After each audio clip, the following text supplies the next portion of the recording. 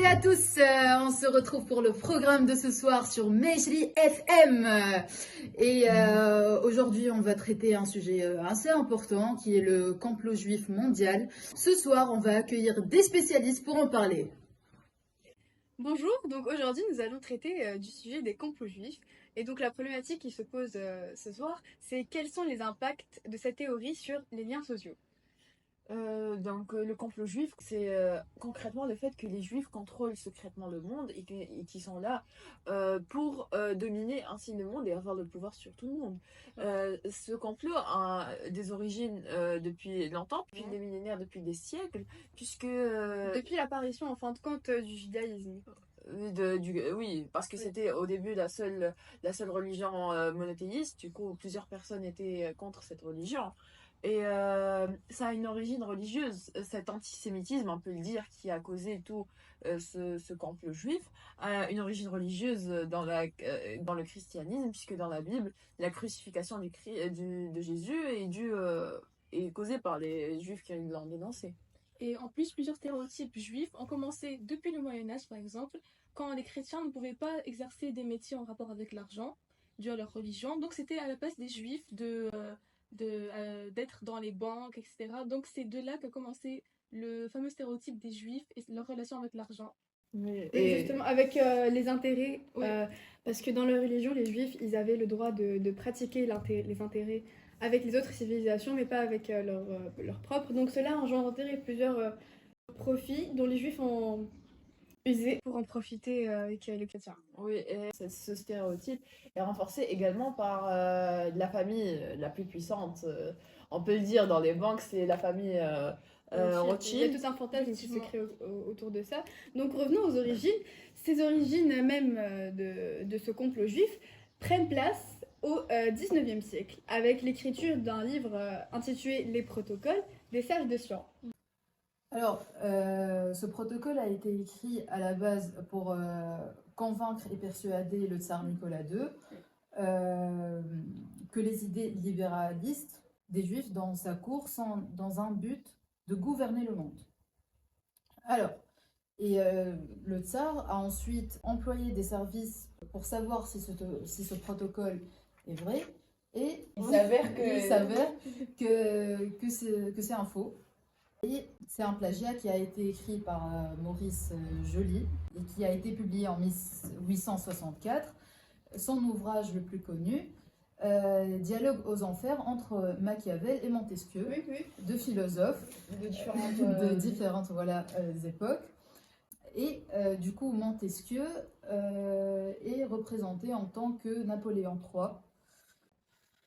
Donc c'est une critique ironique qui est faite à travers Voilà, ça. Exactement, voilà. Et donc, en gros, dans le protocole, il veut montrer que les juifs veulent contrôler le monde, qu'ils veulent contrôler les médias et l'économie, et qu'ils ont donc cette envie de pouvoir. Et de plus encourager tout type de révolte. Oui. Bien Néanmoins, évidemment. cette théorie un peu farfelue, elle a été démentie plutôt dans un article publié par The Times.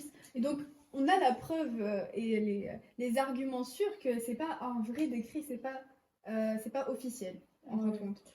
Oui, les protocoles des sages de Sion, à la base, c'est considéré comme un compte-rendu d'une conférence d'une certaine société juive secrète qui aurait publié ce compte-rendu malgré le fait qu'elle soit secrète. Et donc, ces événements, c'est quelques petites idées qui sont proposées à travers les époques.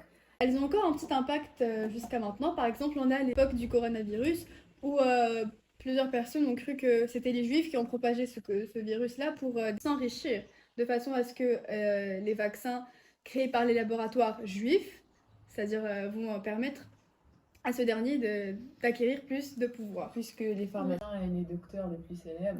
Oui, sont- justement. Et à travers tout cela, c'est ici qu'on a découvert que les juifs sont un phénomène assez important à l'échelle internationale. Oui, et qui sont jetés par les chrétiens. On pense notamment à l'affaire Dreyfus. Cet homme qui a été accusé à tort parce que c'était vu comme une cible facile, une victime, enfin le coupable parfait d'être un espion des Allemands à cette époque-là. Du coup, durant la Première Guerre mondiale, il y a eu une fragmentation antisémite où il y a eu plusieurs victimes à cause de Hitler. Et c'est à travers cela qu'il a eu le protocole.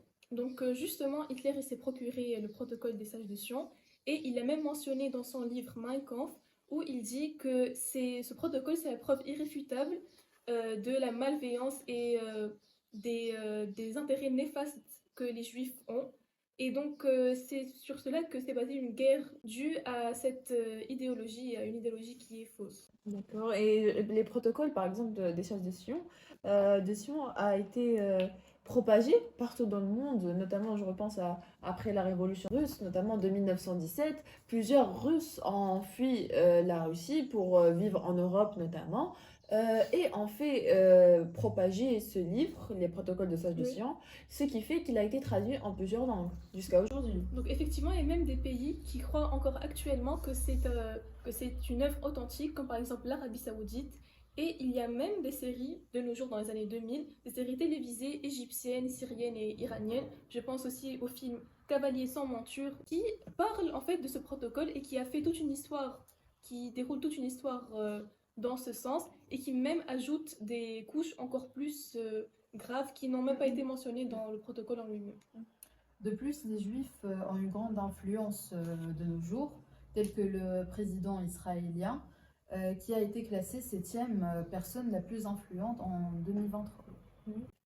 Donc, ce qu'on n'a pas mentionné tout à l'heure, et ce qui est assez remarquable dans chaque cas qui s'est produit et dans chaque couche qui s'est rajoutée à cette théorie du complot, c'est que en fait, les personnes inventent, ou plutôt essayent de trouver une réponse à chaque événement néfaste qui se passe. À chaque problème. Oui, justement, à chaque problème.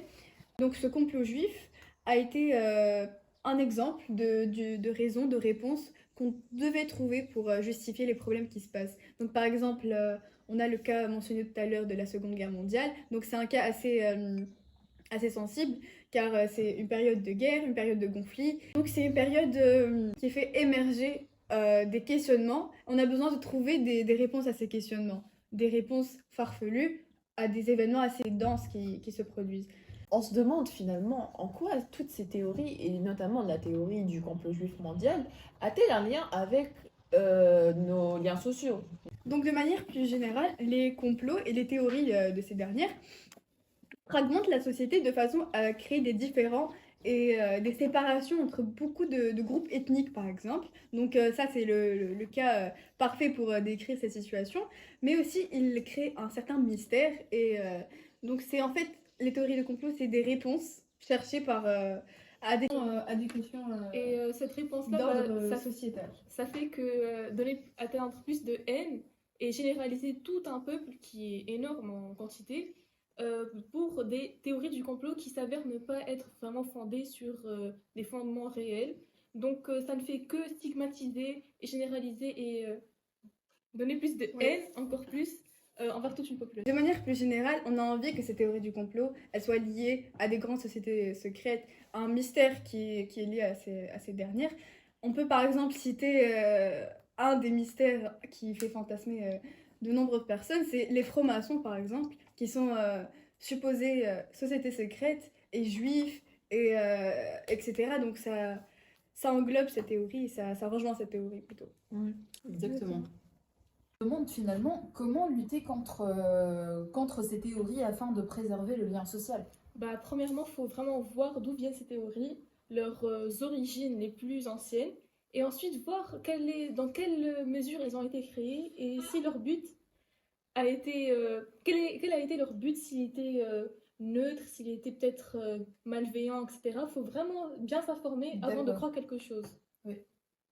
Alors, merci Mathilde, merci Joanne, merci Elisabeth, merci Marie pour ce programme de ce soir. Et on se retrouve la prochaine fois pour un nouvel épisode de Mejli FM.